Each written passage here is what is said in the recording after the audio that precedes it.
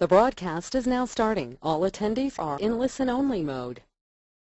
Welcome to today's coaching session with your host, Craig Proctor. Thank you very much, Andrea.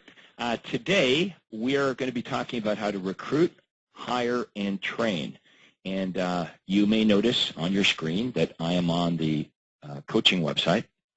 And you don't have to go there now, but you can if you want to. You can have that up. I'm going to be doing a webinar. See, there's our webinar. But I'm also going to be bouncing back and forth between the coaching site. Sorry, not a webinar. I've got a PowerPoint up here. I'm going to be bouncing back between my PowerPoints and between all the resources that are on the coaching website. Okay, so I'm going to start off by showing you some of the resources that are on the coaching site under this topic of how to recruit, hire, and train.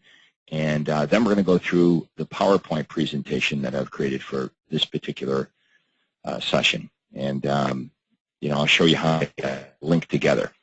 So this is information that you should read, okay, on your own time. I'm not going to do that here today. Background, what is a rainmaker, the 9-step strategic process, the recruiting system, the hiring system. I'm going to go through most of this, in fact, today, so you probably don't have to read it, but you can if you want. The time of your life checklist, this is where we're asking you to write down what you do all day long and assign a value to it. We'll talk more about that. DISC test example, so you can download the DISC personality test right there and make your own copy. Of course, you can order more of them. I'm often asked, Craig, where do we get these? Well, if you take a look at the bottom right-hand corner, you can order as many as you want. I think they're a couple bucks a piece. So that's where you order them from. Okay, organizational chart. If you're a solo agent, this is what your organizational chart is going to look like. Okay. If you have a team, your organizational chart for a larger team is going to look like this. Now, right now, if you're a solo agent, remember, you've got to write your name in all those boxes. Okay, so we'll cover this in more detail, but while we're waiting for everyone else to join, just thought I'd give you a quick preview of everything that's here. Then we're going to have a look at the recruitment ads. Well, we're going to talk today, how do you get great talent? How do you recruit? How do you hire? How do you train these people? So let's start with the ads that you're going to use for recruiting. Okay, they're all here. Okay, these are all the recruitment ads that I used. Okay, these are for licensed team members, and these are for unlicensed team members. Okay, and then there's the scripts. You'll notice that they drive to a hotline. See, they drive to a hotline here, so you're going to need the hotline scripts. So I've included all of the hotline scripts, and the reason you want to drive the prospects to the hotline scripts is the hotline script, they'll do a lot of the sifting and sorting for you, so you can explain a lot about the opportunity right on the hotline script. People that are not interested will hang up, and you don't care about those. People that are interested will be asked to send you, fax in their resume or email you their resume, and we'll explain the entire interviewing and hiring process here today. Okay, then we've got position contracts. Position contracts here for everybody on my team. So, you can model after these. Of course, your position contracts may be a little bit different, but it's better than starting from scratch, right? You can take a look at my position contracts for customer service manager, database manager, outside sales agents. Okay, and if we have time, we'll go through those in more detail today. And then the overall contract for all licensed agents is right here. I had my lawyer create this, and this is the contract I'd recommend that you take to your lawyer. Your lawyer will probably want to change a few things. Why? Because they're a lawyer, and if they don't change a few things, well, it's hard to justify why they're charging you, right? So this is the actual contract for all my licensed agents. Again, if we have time, we'll go through that clause by clause. But I've got a lot to cover on this particular webinar, so I'm just sensitive that we might run out of time. So I just want to show you everything here, and then we'll get to as much of it as we possibly can. We're trying to condense 20 years of my real estate career on recruiting, hiring, and training down to a couple hours. Now, this is really, really important. My wife and I wrote this book. It actually is a book. It's a team system manual, but it is a book. Really, it's everything I know about recruiting, hiring, and training team members. And you'll notice that there's 110 pages here. Okay, so it's in this format, so it's easy for you to print this off. I would print this off and I would read it. It is really, really good, if I don't mind saying so myself. I'm biased, but it is really good. It's got a lot of great information. So today, what we're going to try to do is we're going to highlight what's in the book, what's in the team system manual. One more thing before we go to the PowerPoint presentation. This is really cool, and I don't know if you're even aware that it exists, but let's say that you run an ad for an outside sales agent.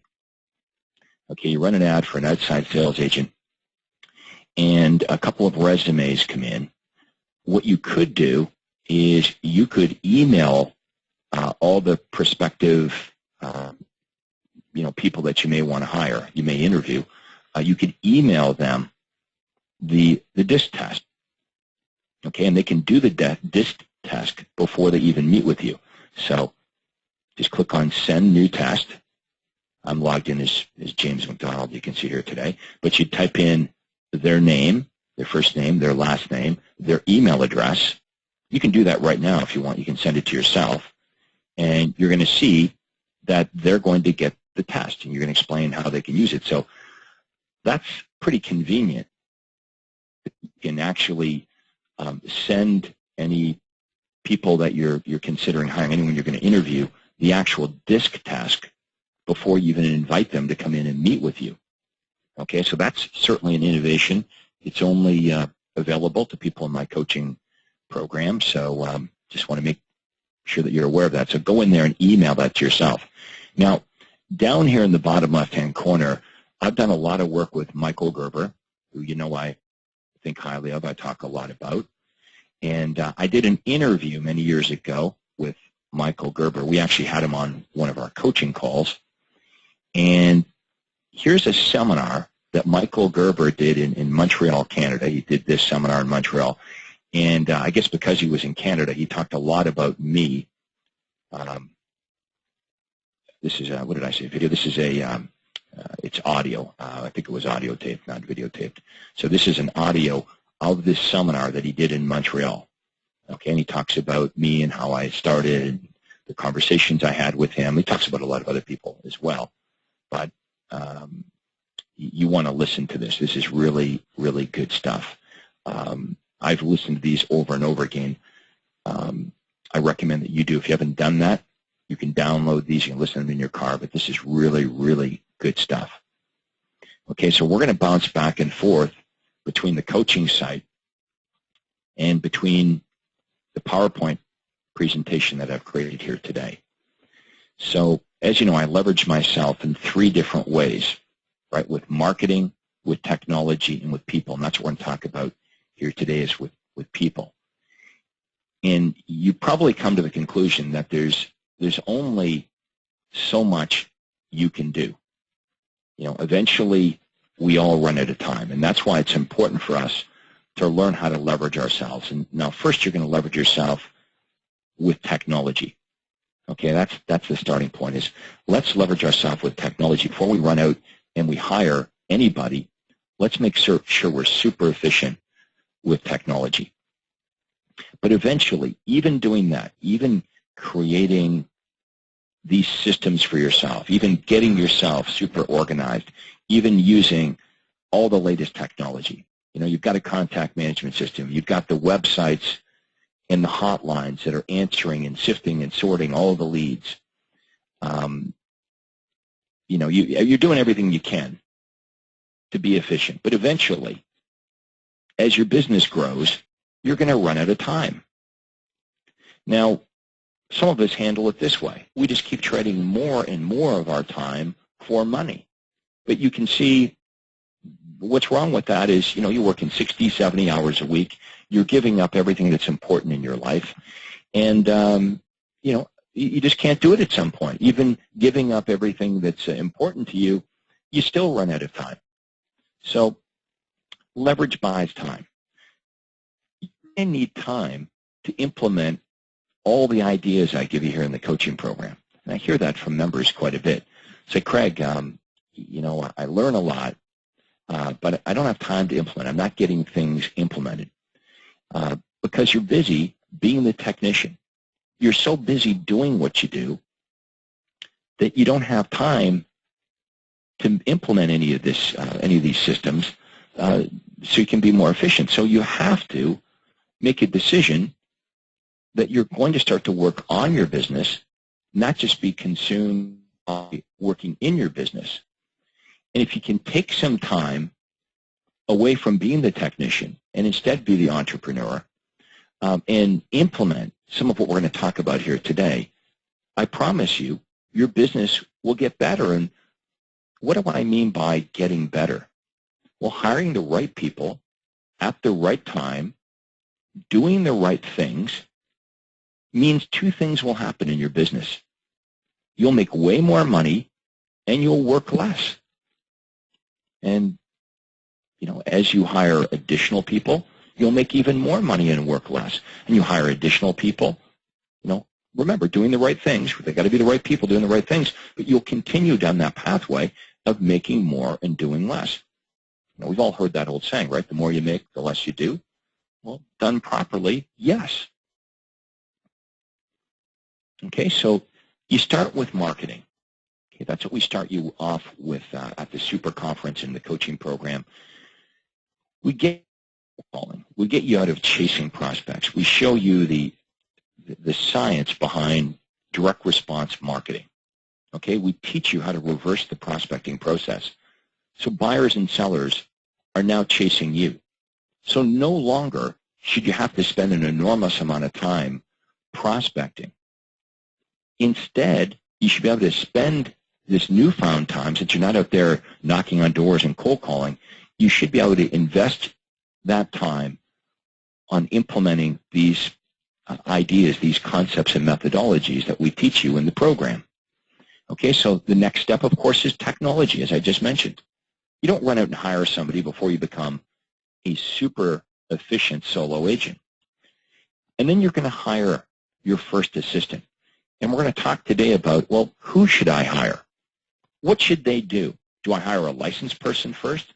Do I hire an unlicensed person first? And maybe you've tried to hire people in the past. Maybe you've tried this whole team idea before and you failed at it. Okay, it doesn't mean it doesn't work. It just means what you did doesn't work. Let's face it, there's way too much proof in the real estate business today that this team concept works, and it is the way to go, and the most successful realtors in North America implement a team. It's not going to go away. In fact, you're going to see the solo agent possibly become extinct as more and more teams are created. So this is not just about providing you a better income and more time off and better customer service. It's about you surviving in the real estate industry. But this is me back when I started in real estate. Many of you operate that way.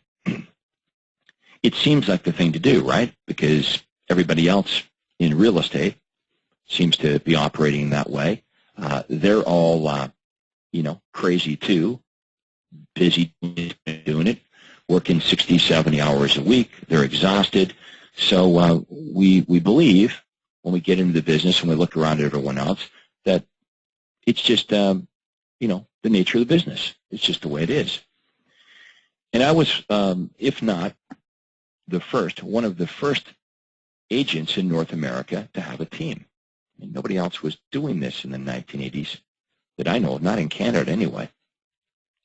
So I looked around at other, professions outside of real estate, and they seemed to all work with a team. It made sense to me.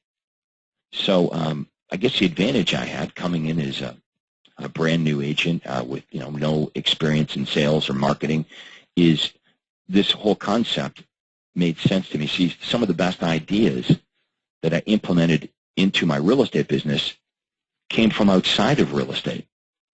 And they do say that industries are reinvented from the outside, not the inside. I look around at the way other professionals operated, doctors, lawyers, and it just made total sense to me. So, here's a comparison.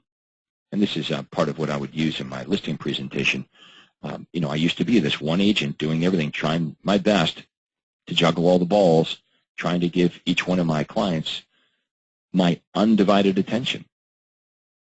But as you can see here, I was completely divided amongst all the tasks I had to perform. So, you can hire me. This is me talking to a seller. You can hire me and my entire team for the same price as hiring a solo agent. Who do you think can provide you better service? Well, just makes sense, right? And you might want to use some analogies when you're talking to a seller. How does your doctor operate? Do they work by themselves? How does your lawyer operate? What about an airline pilot? Are they, if you looked out the window and they were gassing up the plane or loading the luggage or soaring 3,000 feet, you would be concerned. The pilot does what matters. The pilot focuses on the activities that change the outcome, and that's what we're asking you to do now as a real estate professional. See, I realized very early in my career that there's all of these things that need to be done. So how could you have time to do all of these things? And how could you possibly be good at all of this? And the answer is you can't. So what I want you focused on is this position here, being the rainmaker. If you want to make maximum dollars per hour, you've really got to carefully analyze how you're spending your time. We talk about time management. Well, you can't manage time. All you can manage are your activities. And the real estate agents that I know that make the most amount of money are very, very particular on how they spend their time. They don't allow people to waste their time. So, we come up with this whole concept of the rainmaker theory. Well, who is a rainmaker? What does a rainmaker do? A rainmaker does only what matters. A rainmaker is involved in only activities where he or she can change the outcome. But, somebody's got to be the office manager. Well, if there's only you. You got to write your name in there. You're also the buyer's agent, the telemarketer, the closing coordinator, the computer database person, the listing coordinator, the service coordinator. Now, you can hire people to take care of all of these activities for a way less than what you're worth per hour. Every time you run out the door to take a picture of a house, to get a key cut, to deliver feature sheets, you're really saying, I'm worth, $10 an hour. And if you want to make the big bucks, you've got to draw a line in the sand, and you've got to insulate yourself from all of these things. And I know right now, you think you have to do these things. And that's the technician in us. The technician is consumed with being busy. Think about this. We're brought up by our parents through the school system, the education system, to be doers. Your parents would say, go clean your room. Go get busy. In school, study for a test, take a test, study for another test, take a test. We are programmed, since we're children, to be doers. And what I'm asking you today to do is to become a thinker. The power is in thought. The power is in thinking about what needs to be done, not out there doing it. Okay, the power is in thought. And if you haven't read this book by now, I strongly recommend that you do. This book completely changed the way I thought about my real estate business, why most small businesses don't work and what to do about it. And Michael Gerber, it's almost like you feel like he's talking to you. If you don't have time to read the book or you don't like to read, then just go back here to the coaching site and listen to my interview with Michael Gerber and listen to these audios, part 1 through 4. They're very, very good. Okay? I recommend you do both. Read the book and listen to the audio. Hey, heck, you're in your car all the time anyway. Instead of listening to talk radio, this is what the kind of stuff you should be listening to.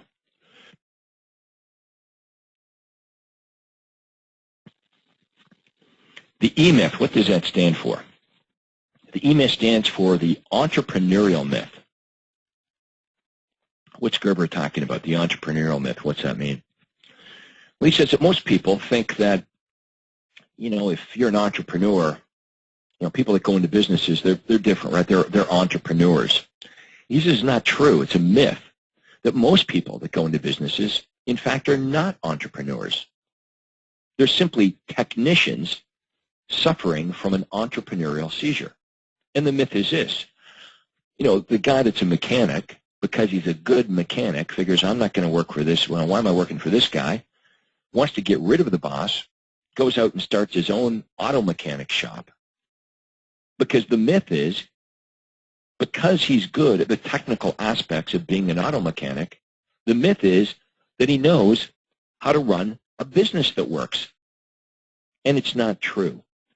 The two are completely different things. So let's take a look at us as realtors. We're really good, right, at the technical aspects. You know what to do with buyers and sellers. You know what to say on the phone. We teach each other to become better and better and better at it. But how many successful real estate agents, successful on the outside, right, they're making lots of money, but they have no life. They may earn a lot, but they don't net anything. They're unhappy. They're unhealthy. They don't see their family. They're miserable. And eventually, they burn out. Now, they might be able to do the sprint for a while. You folks can relate to that, right? Suck it up, work 50, 60, 70 hours a week. You do it for a year. You do it for 2 years. You say next year will be different, but it's not. And you keep doing it and doing it and doing it, and eventually you burn out. That's why 80% of real estate agents don't make it to their 5th anniversary. They can do the sprint, but they can't do the marathon. So the idea here is let's build something that works so well it makes your life better. Okay, let's design your business so the business serves you instead of you being a slave to it. Gerber joked, he talks about the fact that, as I mentioned, people, they're attracted to having their own business because they think, I'm going to have all this freedom. I'm going to get rid of the boss, and now I'm going to have all this freedom. And the first thing they lose is their freedom. The business that's supposed to serve them shuts out all the light in their life, and they don't know what to do about it.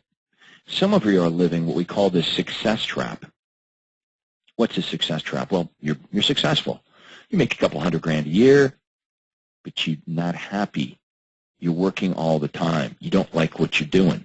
Now, you're afraid to change it up or drop what you're doing because the money's really, really good. I call this a success trap. You're successful, but you've sort of created this monster, and you don't know how to get out from under it.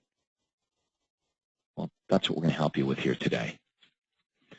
Success is not just about money. And let's face it, a lot of agents that make a lot of money keep very little of it. Look at what you're netting when this is all done. If you don't leverage yourself, you're not going to make the big bucks. You're going to work way too hard, and you're going to be tempted just to give up. But I want you to think about this. Please write this down. What is my option? What is my option?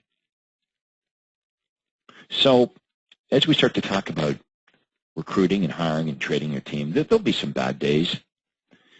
There'll be a couple people you hire and it doesn't work out and the road will be bumpy. There'll be times where you think, the hell with this, fire everybody, I'm going to go back to the old days, I'm going to do it all by myself. You're going to have days like that. You're going to have thoughts like that. Some of you can relate to that right now. But I want you to think about this. What is my option?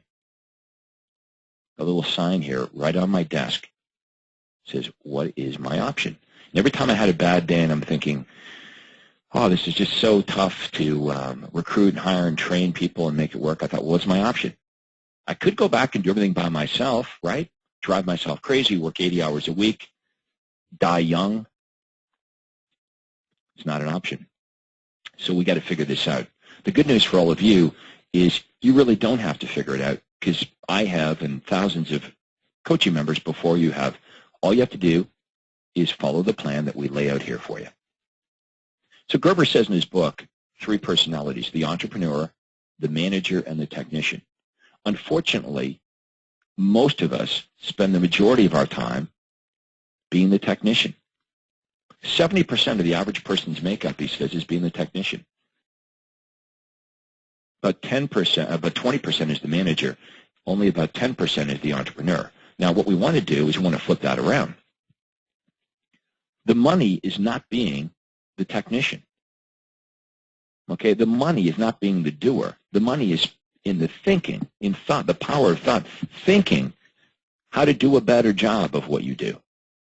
So this is going to require a major paradigm shift. If you want to get to where I was in my business, it means you can't keep doing what you're doing, right? Now, to change what you do, can everyone follow me? To change what you do, you have to change the way you think, right? The thoughts come first, and then the actions follow. When you change how you think, everything else changes. So that's my job, is to help you change the way you think about work. What is acceptable to you today will not be acceptable to you in the near future. You can't go back and keep doing what you're doing. You can't think the thoughts that you're thinking right now. You need to start talking to people that you're not talking to right now. And that's why I always recommend that you come to our super conferences and that you participate on these calls so you can meet other real estate agents going through the exact same changes that you're going through. The support in our organization is incredible. We've got people that share like in no other organization because people shared with them when they started. I like this quote here. You're so busy doing what you do that you don't have time to learn what you don't know how to do. Isn't that the truth? You know, and I'll hear that as an excuse that members use when they fail to come on all the training and coaching calls that we provide, or they fail to come to the super conferences that they're entitled to come to for free. They've already paid for this training. It's included in the coaching program. And they say, well, Craig, you don't understand. I'm too busy doing what I'm doing right now. I don't have time. So don't be guilty of being so busy doing what you're currently doing that you don't have time to learn what you don't know. You see, what you don't know is the opportunity. Okay, what you do know is the problem. Would everybody agree with that? We're so attached to what we do know that sometimes we're not open to what's staring us right in the face, the opportunities that surround us every single day. And here's the deal. You look around at what everyone else is doing, and you say, I'm not doing too bad. I'm pretty good at what I do. And I'm going to agree with you. Some of you are pretty good at what you're doing. But it doesn't matter how much better you get at it. Getting better at what you're currently doing is only going to get you so far. So what do I mean by that? Well, you could become a little bit better with the universal callback script. You get a little better with your presentations. You could work some more hours, right? You could work 7 days a week instead of 6 days a week. And, you could maybe you'll sell 10% more homes, maybe 15%. That's not a quantum leap, though. That's not what we're talking about here today. And it all relies on you. It means you got better. So it all comes down on you. So we're going to talk about working on this thing, not just in it. And I know that's your fixation. Your fixation is, Craig, how can I become better at this? Can everyone agree that that's a problem? How can I become better?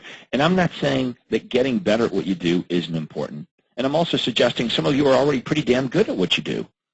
But it's not going to get you to where we're talking about today. There's no quantum leap in that. Please write this down. 10 times more results in half the effort. 10 times more results in half the effort. You're not going to get there by simply becoming better. Okay, this is going to require leverage. So the advantage of becoming good at what you do is for this purpose, so you can show other people how to do what you do. That's the real leverage point. The reason I teach you to be really, really good at all of this, to be good at the universal callback script, so you can teach somebody eventually how they can be good at it. And now you can give some of those leads to this assistant. The reason I want you to be really good at the listing presentation and the buyer presentation, so eventually you can teach somebody else how to meet with buyers and sellers and get the same great results that you get. And once they get the same result that you can get, your job is done. You're free. Why? Because you no longer can change the outcome.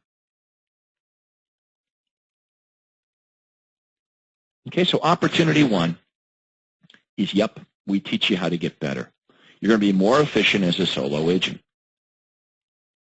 But I'm going to tell you right now, there's only so far that's going to get you.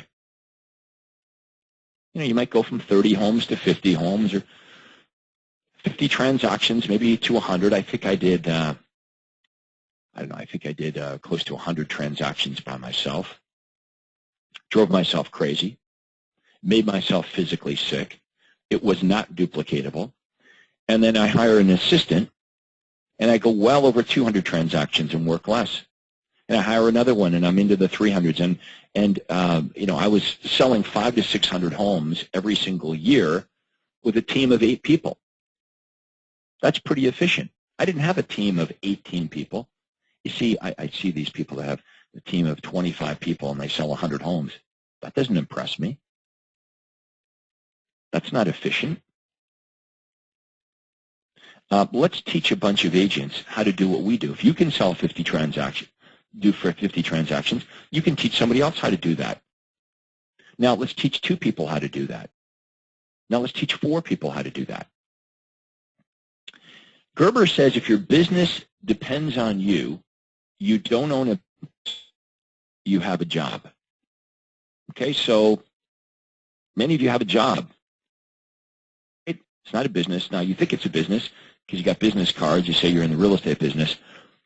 But just be aware you don't have a business, because a business is an entity that runs on its own. A business does not require your presence. Just like, your house, it just is, right? It doesn't require you being in the house. The house just is, no matter where you are. Well, if you had a real business, the business would operate on its own. So that's your goal, is to slowly remove yourself from your business, so eventually the thing runs without you, or at least partially without you. So you can shut the cell phone off. You can go to Hawaii with your spouse for 2 weeks and not worry about the thing. It's funny because many of our Platinum members say that when they go away on a vacation for 2 or 3 weeks, away on long vacations, take 2, 3 weeks, go to Europe, I'm not suggesting, they go away and never come back, but they go away for 2 or 3 weeks, thing off. They don't call the cell phone up. They don't call into the office. They don't worry about it. They're truly on vacation. And when they come back, the amazing thing is the business did better without them. Not just as well, but did better. As long as I am my business, I don't own one. Okay, as long as I am my business, I don't own one. And you may be okay with having a job. But that's not the opportunity. The opportunity of this program is to really run a business. I want you to think about this too. How much money, if you're with a franchise, how much money do you give every year to your franchise? And I want you to ask yourself, what am I getting in return? You see, the real definition of a franchise is a proprietary way of doing things. When you buy a franchise or you're involved with a franchise, and most of you are, what they're supposed to provide you is a proprietary way of doing something. So, if you bought a McDonald's franchise, they have proprietary systems, ways of doing everything. Does your franchise provide you a proprietary way of selling real estate? I don't think so. I think, you pretty much do it the same as all the other franchises. So what does a franchise in real estate really mean? It's a brand. It's a logo.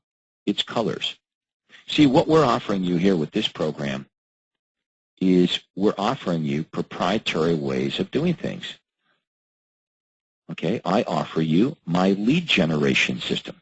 I have a very specific proprietary way of generating leads. It doesn't involve cold calling or door knocking or chasing prospects. Then I've given you my system for converting the leads.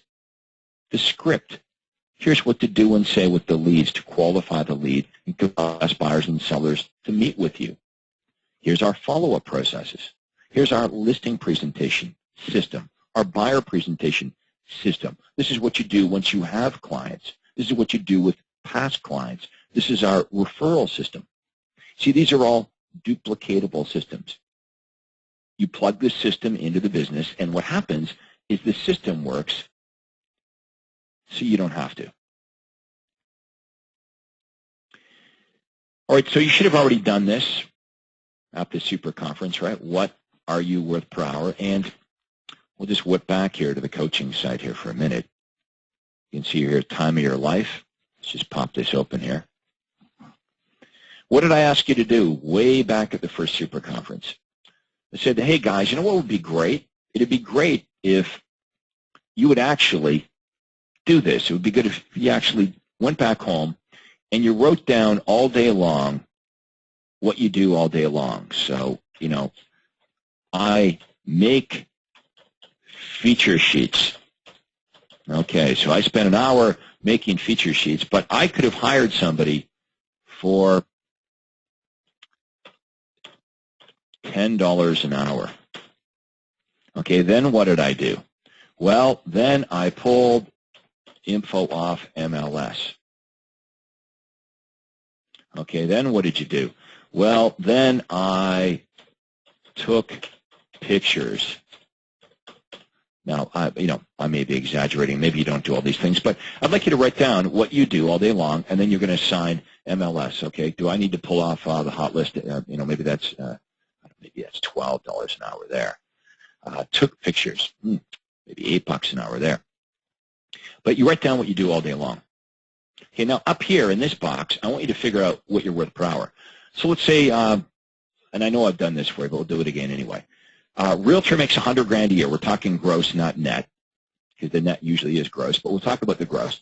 Realtor makes $100,000 in a year in gross commissions. And let's say they work 50 hours, or sorry, they work 40 hours a week. Reasonable, right? 40 hours a week. I think they call that banker's hours, 40 hours a week, times 50 weeks a year. They take 2 weeks for vacation, so 50 weeks per year. 40 hours a week times 50 weeks would equal 2,000 hours. Okay, so the realtor is trading 2,000 hours, okay, for the $100,000. Okay, so $100,000 divided by 2,000 hours, realtor's worth $50 an hour. If you're worth $50 an hour, should you be doing that? Should you be doing that? Should you be doing? No. You can't afford to keep doing the things that you're doing. Now, there's other things here that are rainmaker activities, okay? So how about listing presentation? That's a rainmaker activity. What's that worth? Maybe that's worth $2,000 an hour. So I want you to write down what you do all day long, and I want you to isolate all the stuff you shouldn't be doing because you can't afford to do it. And I hear the opposite. I can't afford to hire an assistant. You can't afford to hire it. Okay, I want you to think about it in different terms. I remember when I started in the business, I remember coming home exhausted, and my family would say, well, did you sell anything? Nope. Well, why are you exhausted? What have you been doing? You've been out of the house. You left at 8 o'clock this morning. It's 8 o'clock at night. You've been out for 12 hours. You didn't sell anything. What'd you do all day long? And I had to really think about that. I was exhausted. I truly was. I was busy. I was, in my mind, working very hard, but I didn't produce any results. Now, a couple of years later, here's what happens. I work 1 hour the whole day, and I list a home and make a $15,000 commission check, and I worked 1 hour because everything else was being done for me. What was more productive? Okay, and working an hour a day, that's duplicatable. Working an hour a day to make 15 grand, can we all agree? That's duplicatable. Working 12 hours a day to make nothing is not duplicatable. So I'd like you to do this exercise, complete this exercise if you haven't already done so. So what are you worth per hour? Are we worth $100 an hour, $200 an hour, $300 an hour? Once you figure that out, that may help you make a paradigm shift. You can't afford to be doing some of the stuff that you're doing. But you're going to analyze what is it that you do all day. Now, there's an order to delegation. The first thing I'd like you to delegate is anything that doesn't require a real estate license. Okay, get rid of it. So what did my first assistant do? Everything that didn't require a license, including taking my dry cleaning in, driving my car through the car wash, all my paperwork, all my banking, everything. So make a list of everything that needs to be done. Of course, you should make the list before you hire the assistant. Okay, don't do it backwards, right? Many of us make that mistake. We hire the assistant, and then we spend the rest of our life trying to get him or her to do what we want them to do. Don't do that. That's why we create these job descriptions, you see. Let's go over to the job descriptions here. Where am I here? Boom. We'll go back here. Position contracts, job description, same deal. Okay, so let's pop this open. Let's have a look at some of these. We're going to, now this is me dividing my business up into many positions, okay? So call coordinator, answer incoming calls, database manager will also assist you with phones. A caller asks for a team member by name, so everything is written out here. Now, these are many different positions that all need to be combined into one when you hire your first assistant. You follow me? Because you're only going to have one person. You're not going to have, we're not asking you to run out and hire 2 or 3 or whatever. You're going to hire one admin person, and it's real easy at that point, right? If it requires a real estate license, that's you. You're doing that. If it doesn't require a real estate license, it goes to your admin person. This next person you're going to hire is a buyer agent. You're going to throw off all the unlicensed duties to the admin person. You're going to throw the buyers to the buyer agent, and you're going to hog the listings. Why? Because you've got better leverage with listings. When you have listings, everyone on MLS is working for you. Now, let me say this. When I threw off the buyers to my first assistant, if it was a buy-first client, somebody that wanted to buy a home first, I would give that buyer to my assistant, Lindy, and Lindy would show them houses, and once they found a house that they wanted to buy and they were ready to list their home, I would hog the listing. I would pull the listing away from her, and that was clear to her from the onset. Okay, and you may want to. So anything to do with listings, I hogged all the listings. After a while, though, I realized, well, that was kind of silly. With these buy-first clients that I give to Lindy, and she runs them all over town, and she finally finds them a home, and they're ready to list their home, Lindy was getting the same result. Like, she was very good with converting the buyers. I already had enough listings to work on. I decided, well, let's try Lindy out on listings. Heck, she's already got a relationship with these buyers. She's been working with them for weeks or months. She's gained their trust. She's sold them a home. Why don't I just have her carry on and list the home as well? So I taught her my listing presentation. And then as she proved herself, I started giving her listings, even people that weren't buying first, even people that weren't buying at all. Again, you're going to do this slowly over time. But start by delegating the buyers, you hog the listings, and then eventually we get down here to step number 4.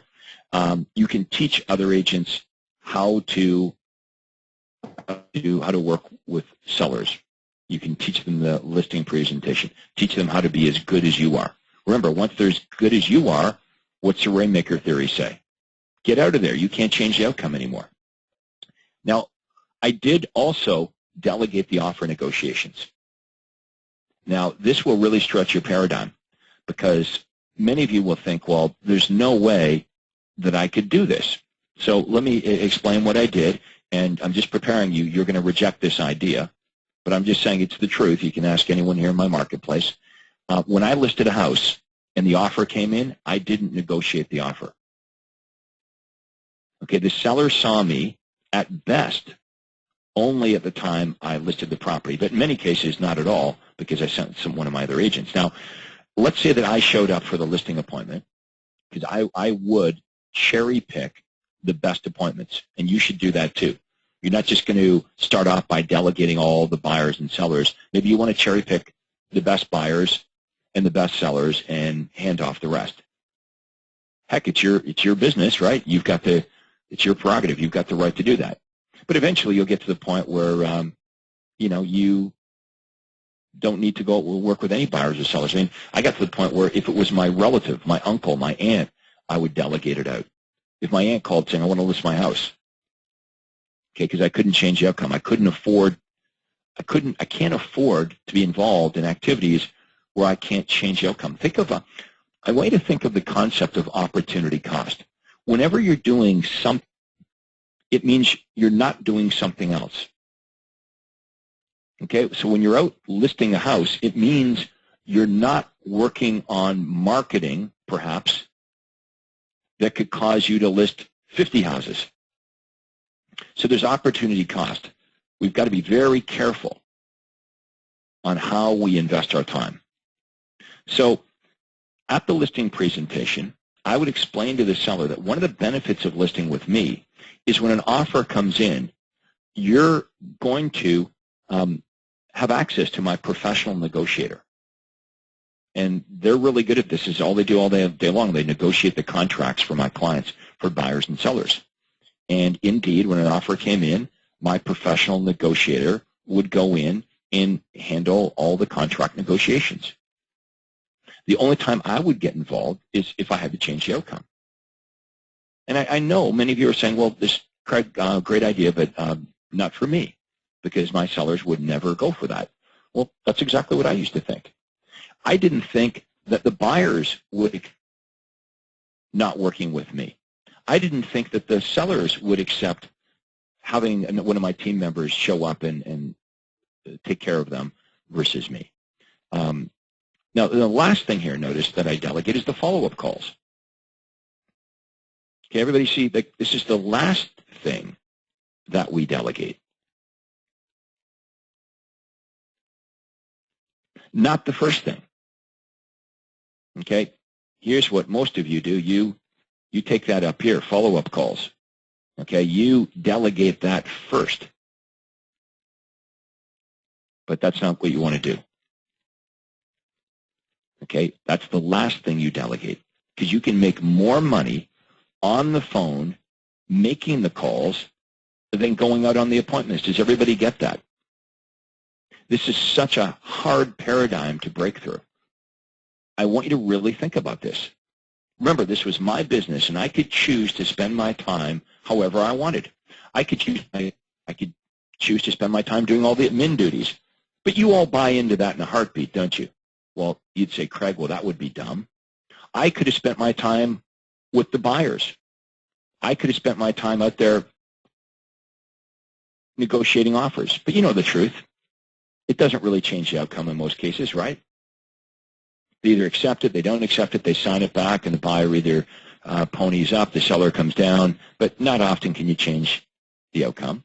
I could spend all my time doing listings, and that makes sense to all of you, right? Yeah, listings, that's where I should be spending my time. But even more important than spending your time going out getting listings is the follow-up calls. You see, in an hour on the phone, I could set up 4 or 5 listing appointments. Now, in an hour, I can't list 4 or 5 homes. Hell, I'm lucky to list 1 home in an hour. So if I'm making my callbacks, I'm calling back my new leads, let's say tonight between 9 p.m. In that 2-hour period, I might be able to set up 8 or 9 appointments. Well, there's no way that I could list 8 or 9 homes. Now, I know some of you might be saying, but Craig, when you hand the listings out, you're only getting half the commission. If I split the commissions 50-50 with my outside sales agents, you're right. But let's say I set up 8 appointments tonight between 7 and 9. I set up 8 listing appointments. And I'm giving away 50%. Well, that would be like me. I'd have to go out and list 4 homes in that 2-hour period to make the same amount of money. Well, there's no way I can list 4 homes in 2 hours. So just be convinced that this is the last thing you want to give up. Now, it got to the point where I couldn't make all the follow-up calls. Too many leads coming in. Well, what am I going to do now? Well, one choice was I could stop running all the ads.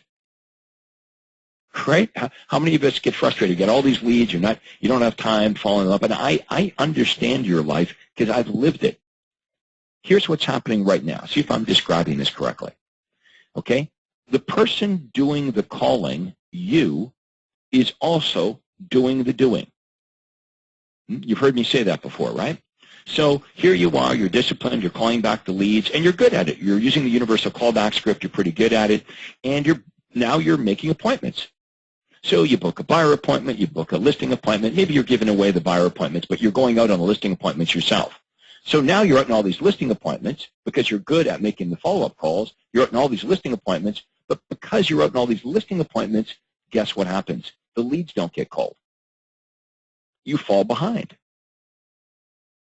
And I'm just saying that's what's going to happen. It's the natural progression. The person doing the calling is also doing the doing. The better you get at lead generation and the better you get at actually following up with the leads, you're going to book so many appointments that at some point you won't be able to call back the leads. And that's pretty frustrating, right?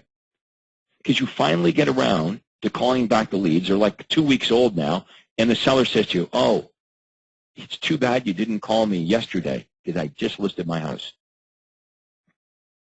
So at some point, you're going to be forced to delegate more of the listings. Or you can make the mistake of delegating the follow-up calls. So many of you make that mistake, right? You do this. You delegate the follow-up calls because you see yourself as too important, too valuable to make the follow-up calls because you want to go out and you want to work on these listings. Okay, that's where you want to spend your time. So you delegate all of this. Well, what's the problem here? The person that you've delegated this to is not as good as you, and what they convince you of is that the leads are no good, even though there's dozens or hundreds of them, which seems odd to you because when you were calling them, they were good, but they tell you they're no good. Now, that's why I really like the idea of you making the follow-up calls, and this is the last thing that you delegate, because you now can lead by example. When you hire an inside sales agent to help you follow up the leads, they can't BS you because you know what's possible because you two are making the calls. So the transition is this. You're going to start by, because there's only you, right? You're going to be making the phone calls, and you're going to be going out and getting the listings. It's easier for you at some point to hire agents to go out and get the listings, to hire somebody to help you make the follow-up calls. Just saying, that's the truth. This is the hardest position to recruit for right here because nobody wants to do it. It's easy to hire for this position, right? You run a couple ads, you call a few agents around town. Imagine calling a couple agents around town saying, hey, George, hey, look, it's Craig over here. Look, I've got this real problem. I've got all of these sellers that want to list their home, and I just don't have time to handle all the business. Would you like to come over here, work with me, and let's say we could split the commissions 50-50. This position, real easy. Also easy to hire for that position. This one, not so much. So it's the hardest position to recruit for. And you already possibly know that because you've tried. Now, here's the other problem. If you're not really good with the follow-up calls, how are you going to teach this new person to do this? How are you going to teach somebody to be good and not good at? So my advice is you got to suck it up here, folks. You've got to be really good at this. You've got to lead by example. This is the last thing you're going to delegate. And it's easier to delegate 1 through 4, and you spend most of your time here. Okay, very few agents get this. But I'm just saying that's how it worked right to the end of my career. I did the bulk of the heavy lifting because I could make more money in that activity than I could anywhere else in my business. And so will you. So hopefully everybody gets that. The pathway to freedom is not becoming an expert at what you do. What does that mean? The pathway to freedom is becoming an expert at what you don't do. Think about that. I'm wearing that hat around the office. Imagine thinking all day long about how to not do things.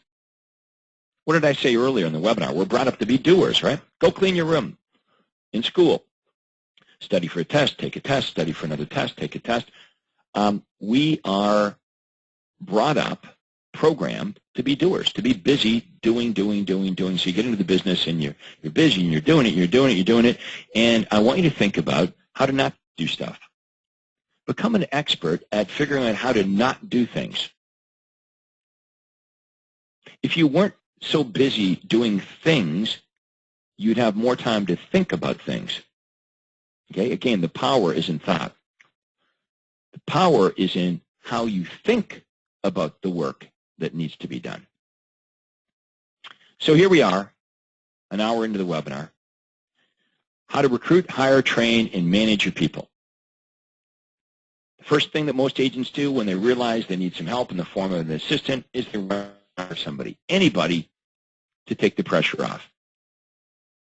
Are you guilty of that? You're exhausted, you're desperate, I just need some help, and you just hire the first person that comes along. Don't do that. Hiring the person is the last thing to do. The first thing you're going to do is, and you've done this, you've all done this, and if not, you can go back to the coaching site and you can take the test again, okay? Let's go back to the coaching site, and boom, where's the test? Right here. You can email it to yourself, send new test, boom, put in your name. You can email it to yourself. You can email it to anyone you want to hire. It's that easy. Okay, if you want to understand the test, once you score the test, what do we got here? Someone here, profiles right here. Check this out. This will tell you all about the test. Okay, you score the test. You've all done this, right? But here it is, high D personality. Let's go down to 100% here. Okay, high D, high I, high S, high C, tells you everything about this, but I won't bore you with all that. You can read that later. But you're going to take the test. Okay, that's step number one. Step number two, define your rainmaker role. Okay, understanding what you can change the outcome of. Okay, so I get you to write down what you do all day long. Okay, we get you to determine what you're worth per hour. We've done that today. And then you're going to isolate all the stuff that you're currently doing that you no longer should be doing.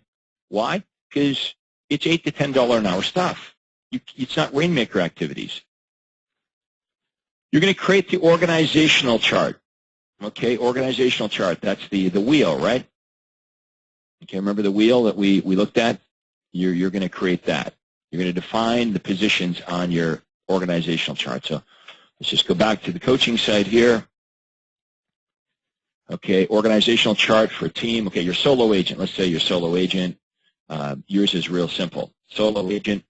Here's your organizational chart. You're the rainmaker, and you're going to hire one unlicensed person, one unlicensed assistant, and they're going to do all this stuff for you because there's only one person. They're going to be the manager of the office. Call coordinator means they're going to answer the phone. They're going to be the courier, take the pictures, key boxes, feature sheets, and they're going to manage your database. What are you going to do? You're the outside sales agent. You're the inside sales agent, means you're calling back all the leads, and you're servicing all the customers. So small team means there's you and one unlicensed assistant. Okay, this is what the unlicensed assistant's going to do. This is what you're going to do. Now, keep in mind, I've got all of these. You read the team system manual. What did I say, 110 pages there. Okay, all my position contracts are here. Hopefully we'll get time to go through the contract. Hopefully we'll have time to take some questions here. But everything's right here. Okay, so you're going to create the position first. Does that make sense? You don't hire the person and then chase them around trying to get them to do what you want them to do. That's chaos. If you hire the person before you design the position, if you make that mistake, you have a business that's people-dependent, not position-dependent. Some of you may have an assistant like that right now. Her name's Mary, and you have no idea what Mary does, and you sure hope she never leaves you. Well, what happens if Mary says, you know, I am leaving, or I want a raise? Okay, how many of you have people that work for you that refuse to do things that you want them to do? So you've done this backwards. You design the position first. You create these position contracts that I just showed you, and you get them to sign off on the position contract, acknowledging that they're going to take responsibility, that they're willing and able to do all the things that you're asking them to do. You design the position first. You don't hire the person and then try to fit your business around the person. As your business grows, you're going to hire people to fill the positions. You start off with one person, then you hire another one on your own time frame. Remember what I said earlier, you're going to hire the right people at the right time, doing the right things. Now, some of you might be totally happy with just hiring one administrative person. And, it helps you take your business from transactions to 50 transactions, and you're working less and you're making more money, and you're totally happy with that. There's going to be others that, want to shoot for the moon, and you want to, totally remove yourself eventually and sell hundreds and hundreds of homes. Well, we can help everybody reach their goals. I understand not everyone in this program has aspirations to make millions of dollars. But when you find out how easy this is, you might change your mind.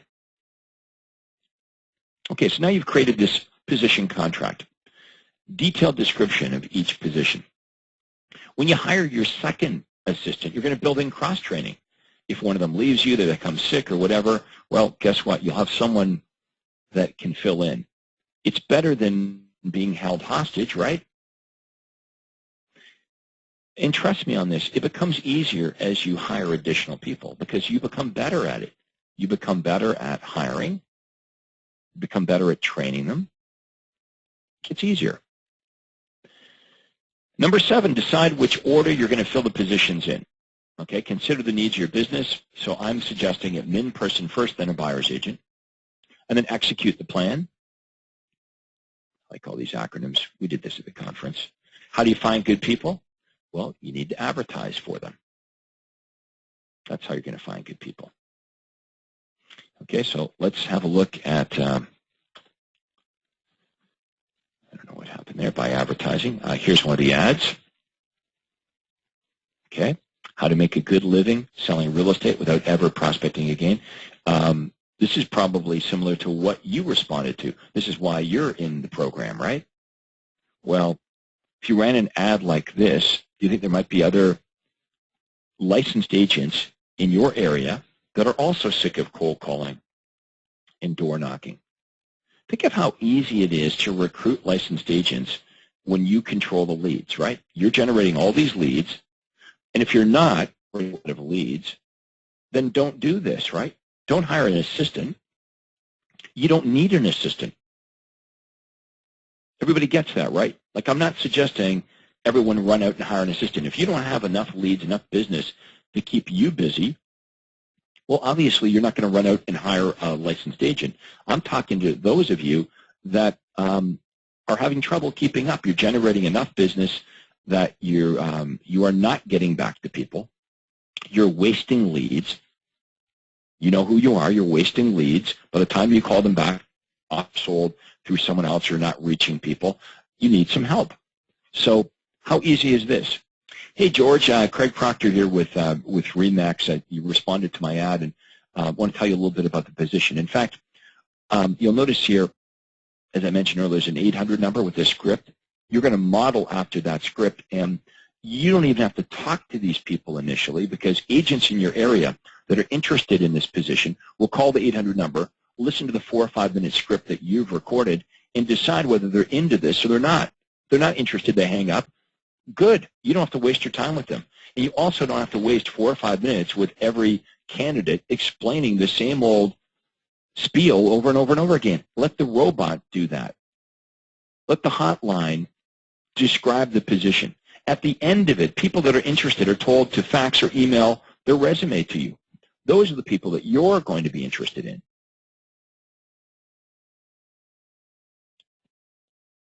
So you're going to review the resumes that are faxed or emailed to you. You're going to select out of those which candidates you want to be you're interested in, and you bring them all in at once for a group interview. My assistant calls them. They don't know they're coming in for a group interview. They all get their surprise group interview.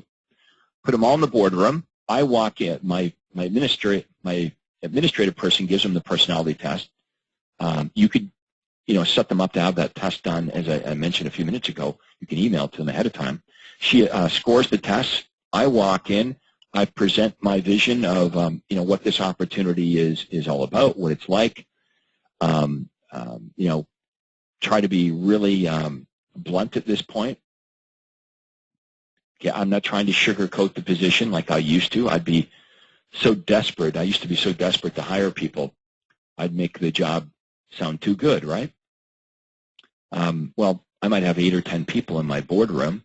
I'm only looking at hiring one, so I'm going to be very candid, very blunt, tell them what the opportunity is all about, what I expect of them in return. They're going to fill out they're going to fill out a form on the way out that indicates whether, based on what they've heard, whether they want to be considered for the interview or not. And all of these forms, by the way, you're going to find them over here. You're going to find them right here in the team system manual. I don't know what page it's on. Probably is an index, but we're giving you everything here you need. See if I can find that, for example, here. Probably can't. I looked at it last night. It's there. Let's just see if we quickly go through this. Putting quite a bit of pressure on myself right now. Let's see. tracks. There's the ads. There's the scripts. These are good too. These are weekly performance charts that you folks can knock off. Okay, I've obviously passed it here. Let's see if we can find this. You guys don't mind while I talk to myself? Okay. That's management. Okay, I think we're coming up to it here. Right here. Interview acknowledgement. I wish to be considered for the next stage of this interview. They check off yes or no. And if they check off no, we ask them a few more questions. I do not wish to proceed further. Well, we want to find out, why. Please indicate why. The duties and responsibilities position as described are somewhat different than I anticipated. I'm overqualified, blah, blah, blah. So anyway, who are we going to pay attention to? Okay, we're going to pay attention to the people that checked off yes. Okay, then we can bring those people back for a private second interview. Okay, I review the personality tests of the candidates who, yes, did express an interest in going to the next stage, choose the ones we're most interested in, and boom, they come in for individual interviews, and hopefully I hire one. I make an offer of employment. Okay, so that's a system that all of you can duplicate. Now, these are the personality types that you're looking for. I want to hire an admin person. I want an S/C personality. However, if I'm hiring, a buyer's agent or a listing agent, I want someone with high I plus lots of D. I want some D there because if they just have I, they may not have enough D to close. Training. Look, this should be easy for you to train them because you're already good at these things, right? So they're just going to follow you around, shadow program, right? Administrative stuff, you're already doing it now. You just show them how you do what you do. When you hire buyers, they follow you around, and they listen to you as you speak to and work with buyers. Same thing with when you hire somebody to help you with listings. It's a shadow program. They follow you around. They listen to what you say and what you do. They watch very carefully for a couple weeks, and then you follow them around for a couple weeks to make sure they've got it. And once they've got it, you're free. I like this here. Time spent, oops, what did I do there? Time spent training the first time around is time well invested in your future. Don't think, I don't have time to train. This is the ball game here. You see, there's no leverage in hiring people that fail and then going out again and running ads and hiring them and spending kind of, training them halfway, and then it doesn't work out, and people stay for 6 months or a year or two. There's no leverage in that. Look at my team. My people stayed forever. They're still there now, some of them. Carol's still there. Calvin's still there. The people that were on my team are still there today. I mean, we're talking 18, 20 years later. They're still doing it, exactly what I trained them to do. So that's the leverage, is finding good people and keeping them so they stay. So you're going to create a training manual. You're going to do weekly team meetings with them. Every Monday, I did a team meeting every Monday morning. You've got to constantly be teaching them the system and refining it. Okay, or they'll forget. The meeting should be fun. Okay, we talk about all our new listings, our buyers, and I reiterate a different aspect of this system. Every single meeting, we might talk about the listing presentation, one meeting, the buyer presentation, the universal follow-up script. We're going to look at some of the customer surveys that came in. Here's some people that loved this. What did we do right here? Here's some people that weren't happy. What did we do wrong? Why? So we can fix our system, make tweaks to it, so we have more happy or not happy. What do we want? We want people that are ecstatic, thrilled with our service. Okay, when we have people that are thrilled, I call this extreme praise. When we have these people that are extremely happy, we do an autopsy during these meetings to find out, why does this person love us so much? so we can duplicate it. Let's figure out what we did that was so right here and figure out how we can duplicate it over and over and over again. And when we've got somebody that wasn't so happy with us, let's figure out what we did wrong here so it never happens again. A mistake is only a mistake if you don't learn from it. And then finally, the role of manager need not be time-consuming. And we talked about management by exception. So the position contract, remember, we're going to write out everything that this person's going to do for us. At the bottom of the position contract, I want you to write in there that if there's anything that you're unable or unwilling to do, you're going to report that in the form of an exception report. That way you're only stepping in and dealing with the exceptions. You've got to empower your people. You've got to believe these people are good people and they're going to do a good job. And you've really got to truly delegate responsibility. You can't abdicate responsibility. How many of you are guilty of this? You delegate the work, but you don't really ever delegate it because now that you've hired this new person, you're doing all the stuff that you're doing, plus you're spending an enormous amount of time looking over their shoulder. Empower them. Yes, they're going to screw up. They're going to drop the ball. They're going to make mistakes, but that's how they learn. If you're not willing, go back to the sign on the wall here that says, what is my option? What's your option? Yeah, you can continue to be a control freak and keep doing what you're doing, growing older. Or you can be willing to set your people free, give them the responsibility, really truly delegate these activities, and manage by exception. So you're only managing what they're not able to do. So they simply fill in the nature of the exception, the date it occurred, the problems which it arose. Now the beauty with this exception report is the bottom half of the page you'll notice says the solution implemented. So you're teaching your people to think like you. Really simple. And sooner or later, they do start to think like you, and they stop saying, hey, you got a minute, you got a minute, you got...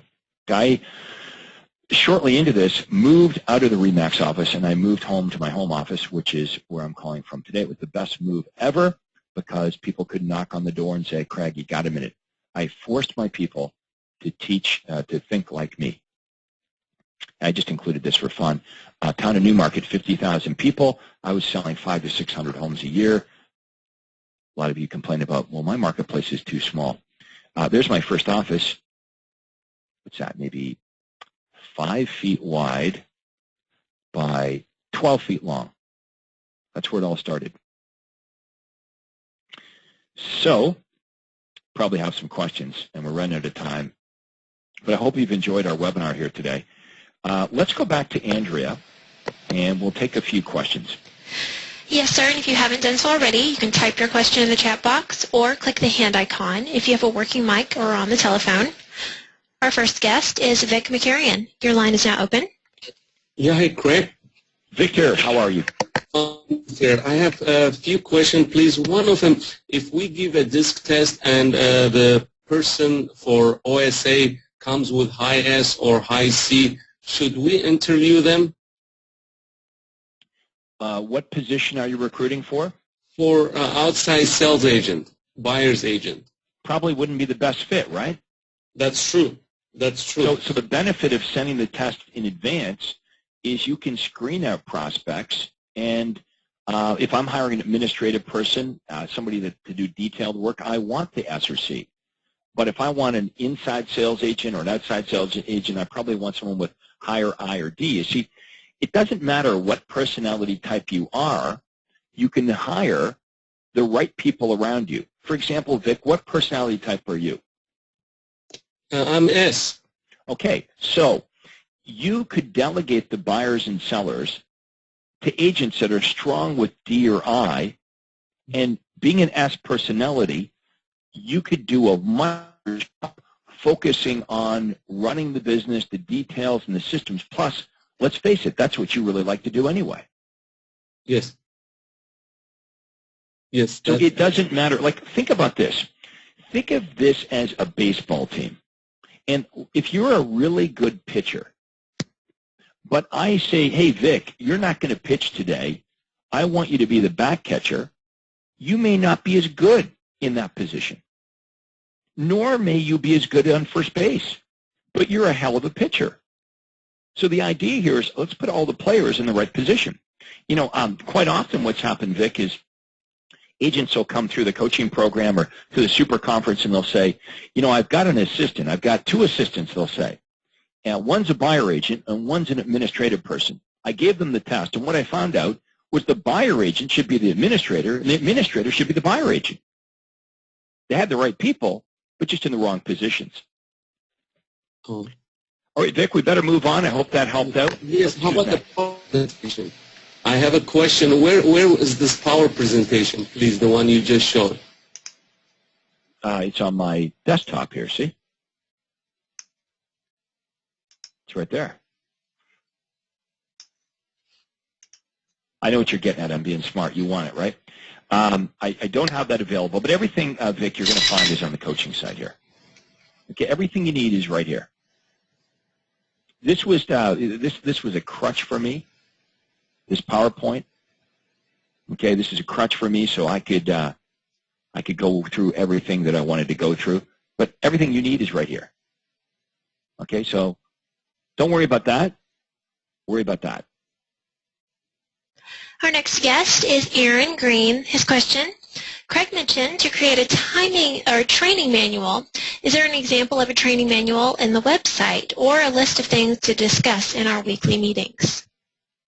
The training manual. It could be in the team system manual here. It could be there. That's a good question. Check the team system manual. If it's not there, I'll have to check my office and see if we've got maybe a paperback version of this. The second question was what to discuss during the weekly meetings. Oh, well, I would discuss, as I suggested a minute ago, your new listings, your new buyers, and you're going to teach them a different aspect of this system. You're going to talk about you should be surveying all your clients and you should be reviewing their surveys. See, the idea of sending out a survey is that we might actually want to do something with the information that we glean from the survey. So new listings, new buyers, teach them a different aspect of the system, buyers, seller presentation, universal callback script, deal with your surveys that are coming in, deal with any problems. You might have your lender come in. You know, there's topics here. If you want to cheat a bit, here's what you could do. You could take a look at all the topics that I teach you during the coaching program, and one week you could take one topic, the next week you'd take another topic, and by the time you got to the end of it, you could start all over because they wouldn't remember. Let's wrap it up. We're at about the 90-minute mark. Oh, one more thing I want to share with you guys. That was the contract here. Licensed agent contract. Let's do this before we wrap it up. A couple of important clauses here. This is really valuable, by the way. This is like, I don't know how much money I spent with lawyers to figure this out, but this is really, really good, and it should be the basis of your contract. So standard of performance, I understand that Joe Blow, okay, my name, Craig, standard of performance, and I agree to adhere to the best of my ability at a high level. I understand I will be given minimum performance requirements by Craig Proctor, and that my job performance in relationship to these requirements will be reviewed on a weekly basis. Clause 2, duties of agent. I understand that my duties as a licensed real estate agent and job function are to be determined by Craig Proctor, and that these responsibilities will be reviewed, augmented, or amended by Craig Proctor as necessary. I understand that my attitude, appearance, service, and skills reflect upon Craig Proctor, and therefore any deficiency of any of the above may result in termination of this agreement. And then, of course, there'll be a Schedule A. I don't know if we've got the Schedule A. We'll go to that in a minute. Compensation. The following compensation schedule, which can be amended at any time during the contract by Craig Proctor within 30 days' notice, shall apply. That's on the Schedule A. Okay, clause number 4 here is important. Let me just pull this up here. Clause number 4, very important. Property of Craig Proctor. I agree that all leads, prospects, clients, buyers, and sellers contained on Craig Proctor's database, including those who I'm working with, are the property of Craig Proctor. And upon termination of this contract, whether by Craig Proctor or myself, all the leads, prospects, clients, buyers, and sellers will remain with Craig Proctor. In the event that the paragraph is violated or breached, paragraph 11 of this contract will be enforced. Let's go down to number 11. Check it out. Liquidated damages. All leads, prospects, and clients are the sole property of Craig Proctor. For any reason this contract is terminated, I agree that the established value of any lead, prospect, or client acquired under this contract for the purposes of liquidated damages are $5,000 per lead. So that certainly discourages people from leaving me and stealing my database, because contractually they're agreeing that they do business with any of my buyers or sellers that are in my database. Once they leave me, that each lead is worth $5,000. Enforceable contract. Database procedures. All new leads, prospects will be cross-referenced on the database management system wherever possible before you commence working with them. You just want to make sure when you got a team that someone else in the team isn't already working with that buyer or seller. All leads entered in the database management system must be contacted a minimum of every 90 days. Now, here's the deal.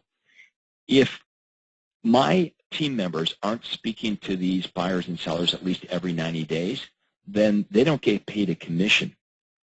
And this will prevent your team members from everyone in the phone book in your contact management system and then holding you hostage saying, well, now you got to pay me. Open house tours, we talk about that. Calendaring of leads. All leads, prospects, and clients are the property of Craig Proctor. If a lead, prospect, or client is not ready to buy or sell, but there is reasonable expectation that such a decision may be reached within 1 year, then they're going to enter them. So that was my rule in my office. If they're not going to do something within a year, please don't enter them into the contact management system. Past clients and referrals. I agree to provide Craig Proctor with a list of names of my past clients. So the deal is this. If I'm recruiting an agent that's been in real estate for 15 or 20 years, they're going to have a client list. So if they provide me a list of all their clients, and it has to be reasonable, I'll pay them a 25% referral, okay, on anybody on that list. Marketing scripts and databases. It is agreed that all marketing material, scripts, and correspondence will be provided by Craig Proctor and are the property of Craig Proctor. All databases are not to leave the office or to be copied. Limitation of authority. This is important. When a client is prepared to list and or purchase property, I will use the training and materials, including listing forms provided to me by Craig Proctor, to attain the most accurate list price for the longest term. I'll also endeavor to maintain the maximum acceptable commission whenever possible. I agree to refer any client or potential client inquiring about entering into our trade-up guaranteed sale program. I further understand that I do not have the authority to enter into a guaranteed sale program with any client or potential client. I love this last clause here. I understand that if I do not know how to do something or I do not feel comfortable performing a task, I will inform Craig Proctor. All legal, tax, real estate, and financial associated discussions that are outside my comfort level or beyond my level of experience shall be immediately referred to Craig Proctor. So by simply saying, well, I didn't know, not acceptable. If you don't know something, you come to me. As we covered, okay, non-compete clause, very important. Many of you have asked about this. Well, Craig, what if I teach somebody, hire somebody and teach them to be a superstar, and then they steal my business and set up shop across the street? Well, non-compete clauses stand up if they're deemed to be reasonable. So this would not be reasonable. What I would not stand up in court is if you said, well, if any of my team members ever leave me, they can't sell real estate anywhere in the world. That would not be a reasonable non-compete clause and would be kicked out. So we have to have a reasonable non-compete clause. So how about this? Agent agrees not to directly or indirectly, as a principal, agent, broker, employee, consultant, director, owner of equity interest, or in any capacity, become engaged in the real estate business using in part or in whole the Craig Proctor marketing system. This provision shall be enforceable by injunction or other equitable relief. In the event of any provision shall be held invalid or enforceable. The remainder of this paragraph shall continue in full force and effect as such invalid. Now, you could put also a geographical area here within 5 miles, 10 miles. This is where you're going to talk to your lawyer. You're going to make this as tight as you can without making it too restrictive that it's not enforceable. Expenses, basically, I cover all the advertising expenses, but they have to cover, you know, their cell phone, their license. They have to pay for all their own, keeping their real estate license valid. Personal computer cost, I cover that. And that's about it. Now, of course, this is going to have a schedule A, B, and C, and so on. But this will give you folks a great head start. Okay, just take this to your lawyer, massage it, make it work for you. Way, way better than starting from scratch. Anyway, we really are out of time now. So I want to thank everybody for being with us here today on our training session on how to recruit, hire, and train. Everyone have a great day and go sell some houses. Take care, and that concludes today's webinar.